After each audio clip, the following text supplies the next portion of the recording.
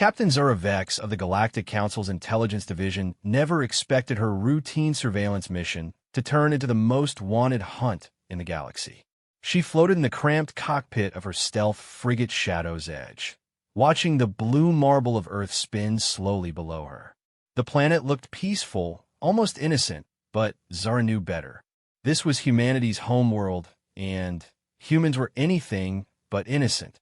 3 months ago, a single human had infiltrated the Kithra Empire's most secure military installation. The facility housed the Empire's newest weapon designs, battle plans for conquering the Outer Rim, and the locations of every secret base they operated. In one night, everything was gone. Not destroyed, but copied and transmitted across the galaxy to every resistance group, every rebel faction, and every enemy of the Kithra Empire. The human had left behind only a simple message burned into the metal wall of the vault. Freedom isn't free, but information should be. Now, the Kithra Empire wanted blood. They had convinced the Galactic Council that humanity posed an existential threat to galactic peace. The evidence was compelling. Humans had only joined galactic society 50 years ago, yet their military technology advanced at an impossible rate. Their soldiers seemed to possess an unnatural ability to adapt to any situation. Most disturbing of all, they appear to have developed some form of advanced stealth technology that rendered their operatives nearly invisible to conventional sensors. Zara's mission was simple: locate the human responsible and gather intelligence on their stealth capabilities. What she found instead changed everything she thought she knew about humanity. Her sensors detected the anomaly first, a slight distortion in space, barely noticeable unless you knew exactly what to look for. Something was moving through the asteroid field near Earth's moon, something that shouldn't exist. Zara enhanced her scanners, pushing them to their absolute limits. There, a ship roughly the size of a small fighter, but unlike anything in the galactic databases. Its hull seemed to bend light around itself, creating a ripple effect that hurt to look at directly. The vessel moved with impossible precision, weaving between asteroids that would challenge even the most skilled pilots. Zara activated her ship's most advanced recording equipment and followed at a safe distance. The mysterious craft led her on a chase through the solar system that defied everything she knew about physics. The human pilot performed maneuvers that should have torn any known ship apart. Sudden 90-degree turns at nearly light speed, complete reversals of momentum in milliseconds, and, most impossibly, the ship seemed to phase through solid asteroids as if they weren't there. After 6 hours of pursuit, the craft suddenly stopped. It hung motionless in space, and Zara realized with growing horror that it had led her exactly where its pilot wanted her to go. She was surrounded by debris fields that would make escape nearly impossible, and her stealth systems were useless against technology that could phase through matter.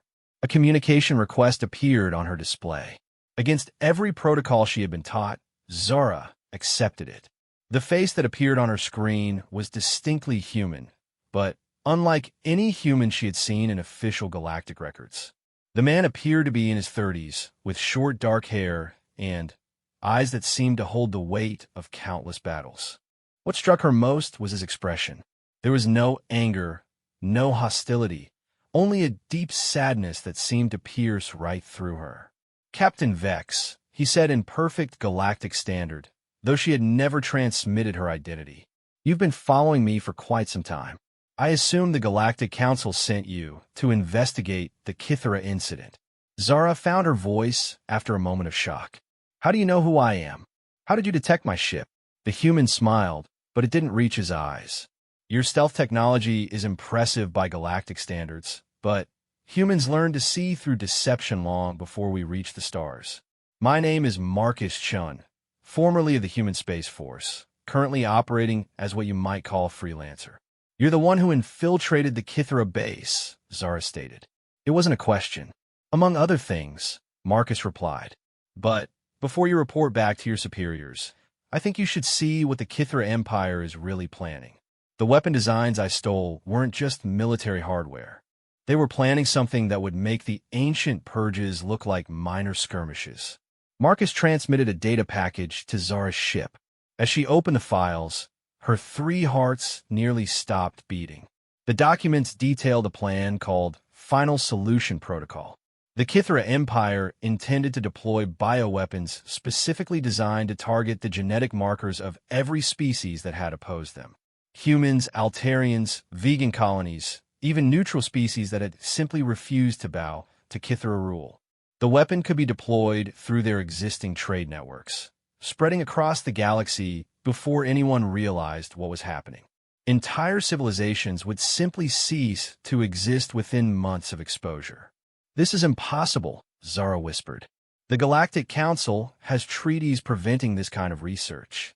"The Galactic Council has been compromised," Marcus said quietly. 3 of the 5 ruling members are either Kithra sympathizers or being blackmailed into compliance. The other 2 don't have enough evidence to act. That's why I had to steal this information and distribute it myself. "But why you?" Zara asked. "Why risk everything? Earth isn't even on their primary target list." Marcus was quiet for a long moment. When he spoke again, his voice carried the weight of personal loss. "Because I learned a long time ago that evil succeeds when good people choose to do nothing. The Kithra Empire destroyed my home colony when I was 12 years old. They told the galaxy it was a mining accident, but I was there. I saw their ships. I watched them murder 3 million innocent people because we refused to give them access to our quantum research. I spent the next 20 years learning everything I could about their operations. I developed new stealth technologies, infiltration techniques, combat skills.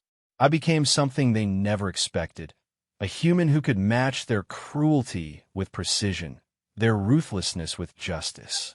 Zara stared at the data, scrolling across her screen.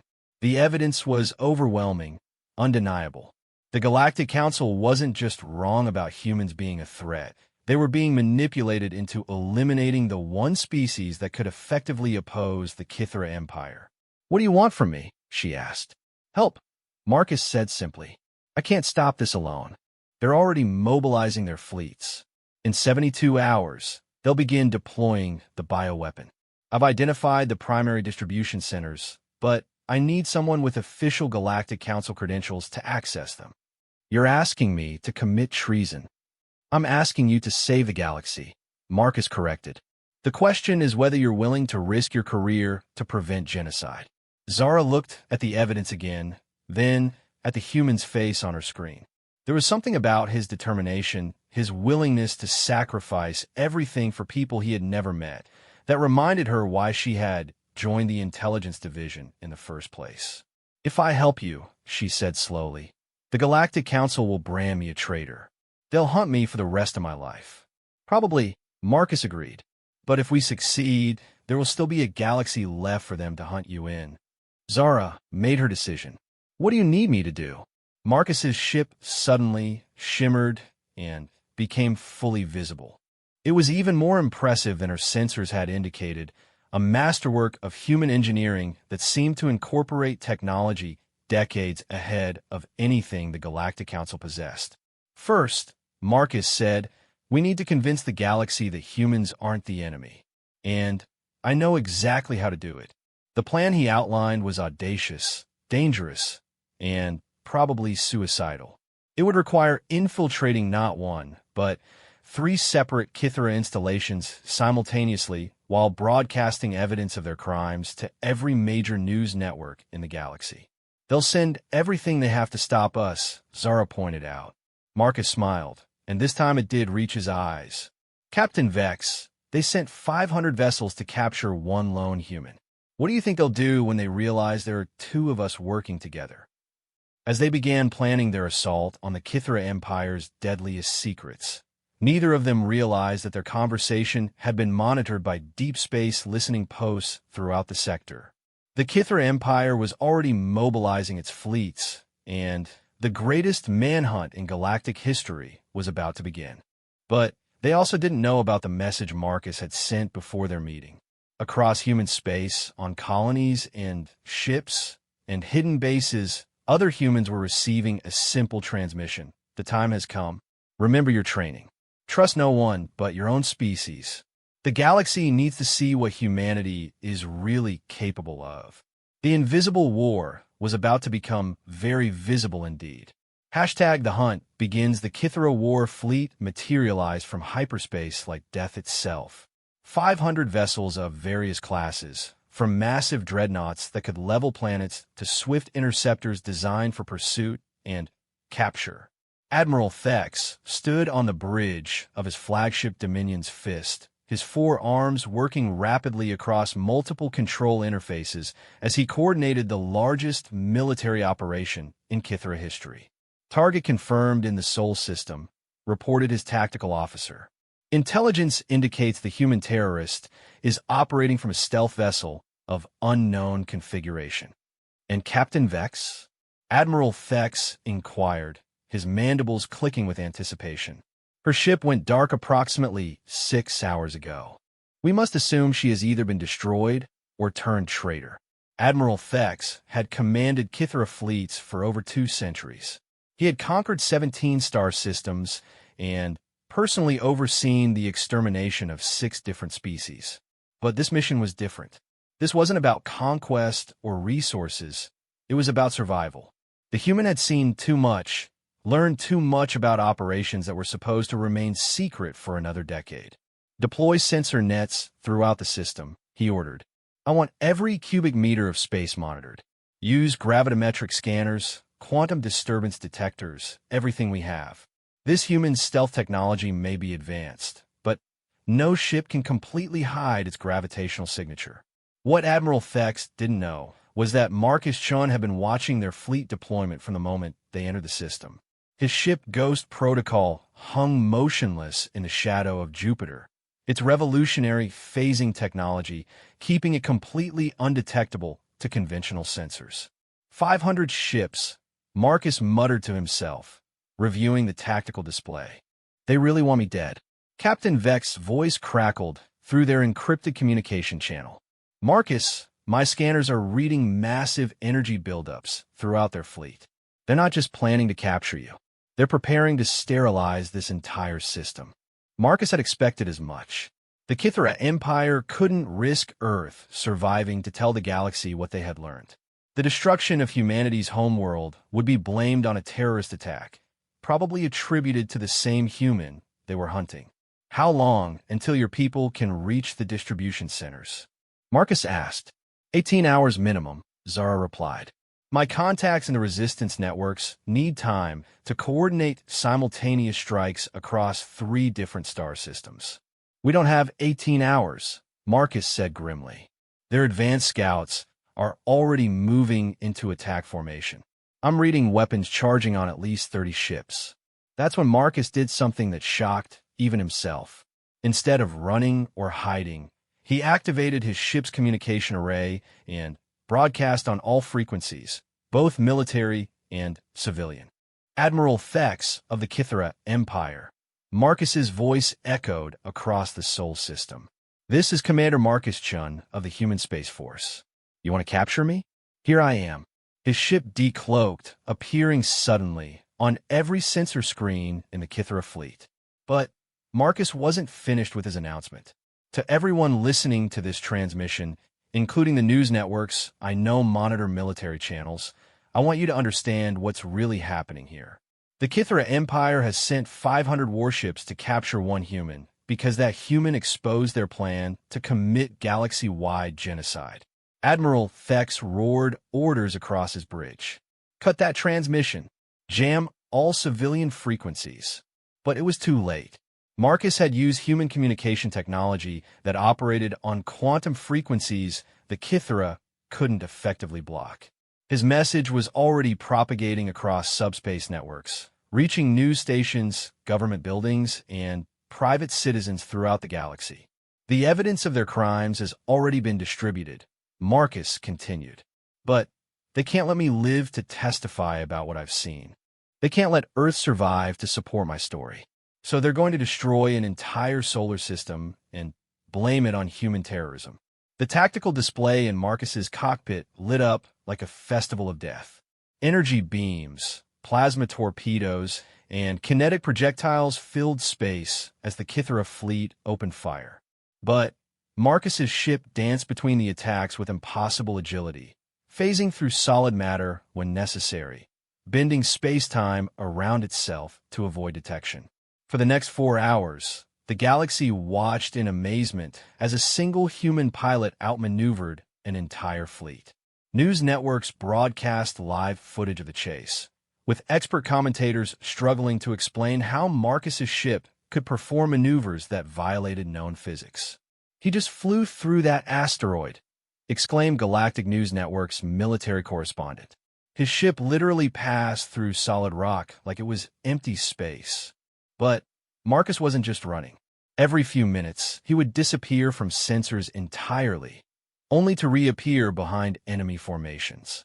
Kithara ships would simply stop functioning, their crews alive, but their weapons and engines mysteriously disabled.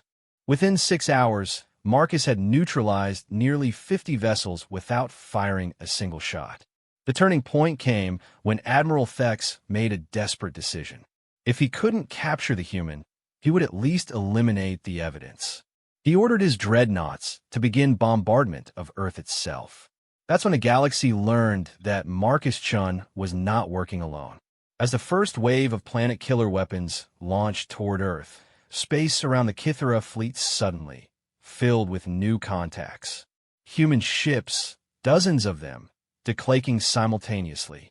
They were smaller than the Kithara vessels, but they moved with the same impossible agility as Marcus's craft. "Ghost Squadron, this is Ghost Leader." Marcus's voice was calm despite the chaos around him. "Time to show them why you don't threaten humanity's home." What followed was unlike anything in recorded galactic history. The human ships didn't engage in traditional space combat. Instead, they phased through enemy shields, appeared inside ship hulls, and systematically disabled every major system without harming the crews. It was precision warfare elevated to an art form. Captain Sarah Chun, Marcus's younger sister and leader of Ghost Squadron's technical team, materialized her ship inside a Kithara dreadnought's engineering section. Her crew, wearing advanced environmental suits that could phase through matter, quickly identified the main reactor controls. "Reactor offline," she reported. "Crew is unconscious but unharmed. Ship is effectively neutralized." Similar reports came from across the battlefield. The humans weren't trying to destroy the Kithara fleet. They were systematically capturing it. Within 2 hours, over 300 enemy vessels were dead in space, their crews alive but helpless. Admiral Thex found himself aboard the last functional command ship in his fleet, watching his centuries of military experience become worthless against technology that seemed like magic. "How?" he whispered to his tactical officer. "How are they doing this?" The answer came from an unexpected source. Captain Vex, whose ship had remained hidden throughout the battle, finally revealed herself. "Because you underestimated them." Her voice came through the fleet's communication system. "You thought humans were just another aggressive species you could manipulate and control. You never bothered to learn what makes them different." Zara had spent the battle documenting everything, recording evidence that would exonerate humanity and expose the Kithara Empire's crimes. But more importantly, she had finally understood what made humans unique in the galaxy. "They don't fight to conquer," she continued. "They fight to protect. Every human in this battle could have destroyed your ships and killed your crews. Instead, they chose to disable and capture to preserve life even while defending themselves. That's not the behavior of a species bent on galactic domination." Marcus's voice joined the conversation. "Admiral Thex, your fleet is neutralized, and your crimes are being broadcast across the galaxy. I'm offering you and your crew's safe passage back to Kithara space to stand trial. Your choice is simple: surrender with honor, or we'll phase your remaining ships back to your home system ourselves." The Kithara admiral looked around his bridge at officers who had served with him for decades. They had followed him through countless victories, trusted his judgment without question. Now they were looking at him with expressions he had never seen before: doubt, Sir, his communications officer said quietly. We're receiving surrender requests from over 200 ships. The crews want to accept the humans' offer. For the first time in his military career, Admiral Thex realized he had been completely outmatched. Not just tactically or technologically, but morally. The humans had proven they were the better warriors by choosing not to be warriors at all. Open a channel to the human commander, he said finally. When Marcus appeared on his screen, Admiral Thex was surprised by what he saw. The human looked tired, sad even. There was no triumph in his expression, no satisfaction at his victory. We surrender, Admiral Thex said simply. I'm sorry it came to this, Marcus replied, and Thex could hear that he meant it. Your crews will be treated well. The evidence of your government's crimes will speak for itself. As the massive Kythera fleet began powering down their weapons and preparing for the journey home, news networks across the galaxy were already broadcasting the story. The species that everyone had feared as potential galactic conquerors had just demonstrated restraint and mercy on a scale never before seen in galactic history. But the battle in Sol System was only the beginning. Captain Zura Vex had kept her promise, and across the galaxy, Resistance fighters were moving against the Kythera bioweapon facilities. The evidence Marcus had stolen was now in the hands of every major government and military force in known space. The Kythera Empire's secret war was secret no longer, and the humans who had been branded as terrorists were about to become the galaxy's most unlikely heroes. The Price of Truth, the Galactic Council Emergency Session, convened on Nexus Prime exactly 72 hours after the Battle of Sol. Representatives from over 300 species filled the massive amphitheater, their voices creating a cacophony of outrage, confusion, and demands for answers. High Chancellor Korvax, a wise Altarian who had led the Council for 30 years, struggled to maintain order as evidence of the Kythera Empire's crimes was presented for all to see. Marcus Chun stood in the center of the chamber, no longer invisible, no longer hiding. His advanced stealth suit had been replaced by a simple human military uniform, but somehow he seemed more imposing than ever. Captain Zura Vex stood beside him, her career in ruins, but her conscience finally clear. The evidence is undeniable, announced Council Prosecutor Veltar, his tentacles waving frantically as he reviewed the massive data files. The Kythera Empire was planning to deploy bioweapons against 17 different species. The distribution network was already in place. Implementation would have begun within days. Representative Thax of the Kythera Empire rose to speak, his ornate battle armor gleaming under the chamber's lights. The Council cannot seriously consider the word of a terrorist over the sworn testimony of a founding member species. This human infiltrated our sovereign territory, stole classified information, and has now convinced you all to turn against your allies based on fabricated evidence. Fabricated? Marcus's voice cut through the chamber with quiet intensity. Would you like me to provide the authentication codes for those files? Or perhaps we should discuss the 17 research facilities your empire was operating in violation of the Galactic Biological Weapons Treaty.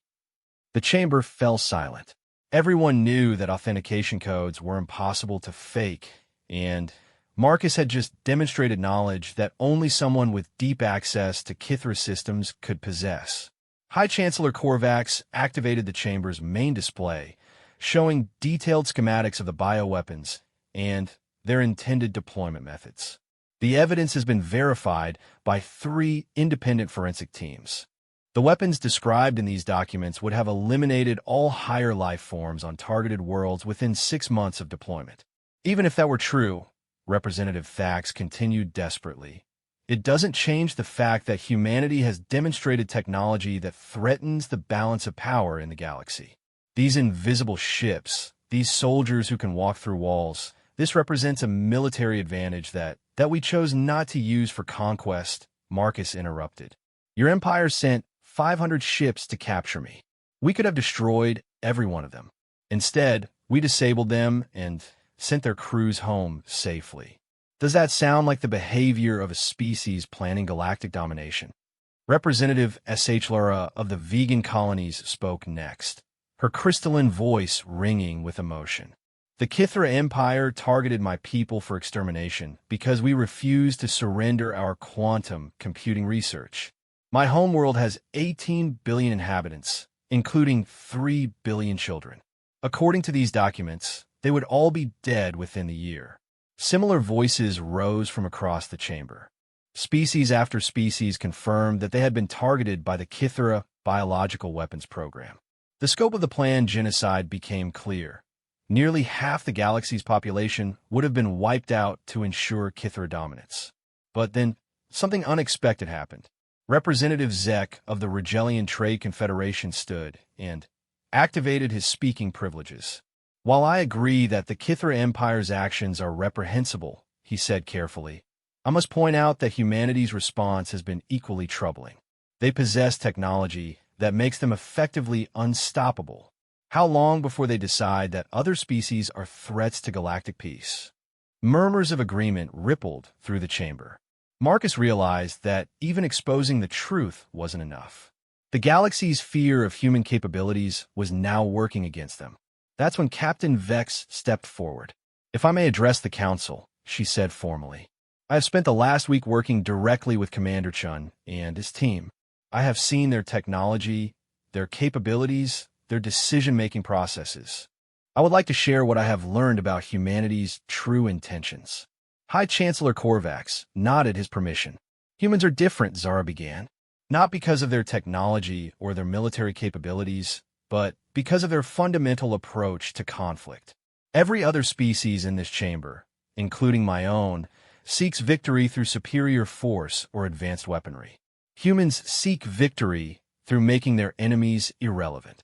She activated her personal data display, showing combat footage from the Battle of Seoul. Watch this sequence carefully. Commander Chen's ship could have destroyed the Kithra flagship with a single phase torpedo. Instead, he disabled their weapons and transported medical supplies to their injured crew members. His sister's squadron could have eliminated 300 vessels in minutes. Instead, they systematically captured them without a single casualty.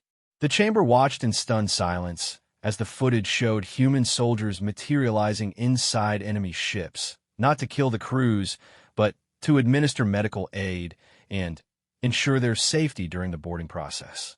This is not the behavior of a species that views other life forms as inferior or expendable, Zara continued.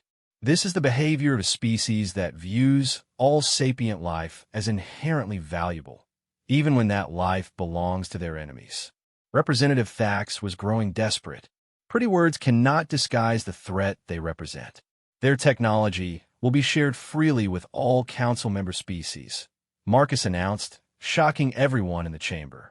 Humanity's advanced stealth capabilities, our phasing technology, our medical advances, all of it. We will provide complete technical specifications and training to any species that requests it. The chamber erupted in chaos. Representatives shouted questions, demands, and accusations. High Chancellor Korvax pounded his ceremonial staff for order. You would simply give away technology that took your species decades to develop? Asked Representative Chuloth of the Centauri Federation. Yes, Marcus replied simply. Because the technology itself isn't what makes humanity unique. It's how we choose to use it. We developed these capabilities not to conquer other species, but to protect them from those who would. He gestured toward the Kithra delegation. Your empire spent centuries developing weapons to destroy life. We spent the same time developing technology to preserve it. That difference in priorities tells you everything you need to know about our respective intentions. But why? Asked Representative Elwire Anya of the Andromedan Collective. What do humans gain from sharing such valuable technology? Marcus smiled, and for the first time since the crisis began, it was a genuinely happy expression.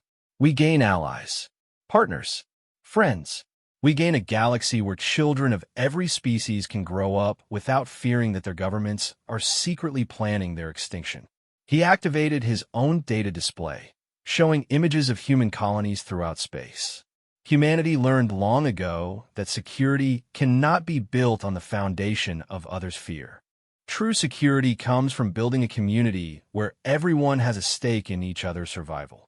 The images showed human settlements where multiple species lived and worked together, human children playing with Altarian cubs, human engineers collaborating with Regelian scientists, human doctors treating patients from dozens of different worlds. We don't want to rule the galaxy, Marcus continued. We want to help it grow into something better than it has ever been. The Kithara Empire represents the old way of thinking. Conquest through strength, peace through intimidation, progress through domination. We represent something different. High Chancellor Korvax had been silent throughout this exchange, but now he spoke with the authority of his office. The evidence before this council is clear. The Kithara Empire has violated the most fundamental laws of galactic civilization. Their plan to deploy bioweapons constitutes attempted genocide on a scale never before seen. He turned to Representative Thax. Effective immediately, the Kithara Empire is expelled from the Galactic Council. Their diplomatic immunity is revoked, and their assets are frozen pending investigation into their war crimes. Representative Thax's forearms trembled with rage. You make a grave mistake, Chancellor. The Kithara Empire will not forget this betrayal. You will go home and face judgment from your own people, Marcus interrupted quietly, because they're about to learn exactly what their government was planning to do in their name. The truth was already spreading across Kithara space. Human information networks, supported by resistance groups from across the galaxy, were broadcasting the evidence of the bioweapon program to every Kithara colony and homeworld. For the first time in their history, the Kithara people were learning what their empire had really been doing. The revolution began within hours. Kithara citizens, horrified by their government's plans for genocide, rose up against their military leadership. The empire that had terrorized the galaxy for centuries was being destroyed not by external enemies, but by its own people's sense of moral outrage. The age of secret wars and hidden genocides is over, Marcus announced to the council. Humanity pledges to use our capabilities to ensure that no species will ever again be able to plan the extermination of another in darkness and secrecy. 6 months later, the galaxy had changed beyond recognition. Human technology had been integrated into council security systems, making it impossible for any government to develop weapons of mass destruction without detection. The Kithara Empire had been replaced by a democratic federation that spent their resources on medical research and environmental restoration instead of weapons development. Marcus Chun was offered positions as Admiral of the Galactic Fleet, Director of Council Intelligence, even as a candidate for High Chancellor. He declined them all, choosing instead to return to his small ship and continue his work protecting those who could not protect themselves. But he was no longer alone in that work. Captain Zuravex had resigned from the Council's intelligence division to join him, and hundreds of other beings from dozens of species had volunteered for what became known as the Guardian Corps. The Invisible War was over, but the work of building a better galaxy had just begun. And, for the first time in galactic history, that work was being led not by those who sought power over others, but by those who sought to ensure that power could never again be used to destroy innocent life. The galaxy had learned that sometimes the greatest strength comes not from being feared, but from choosing to be worthy of trust. And humanity, the species that had been branded as terrorists and threats, had become the guardians of that trust for all sapient life. In the end, they had won not by being invisible to their enemies, but by making their enemies evil impossible to hide from the light of truth.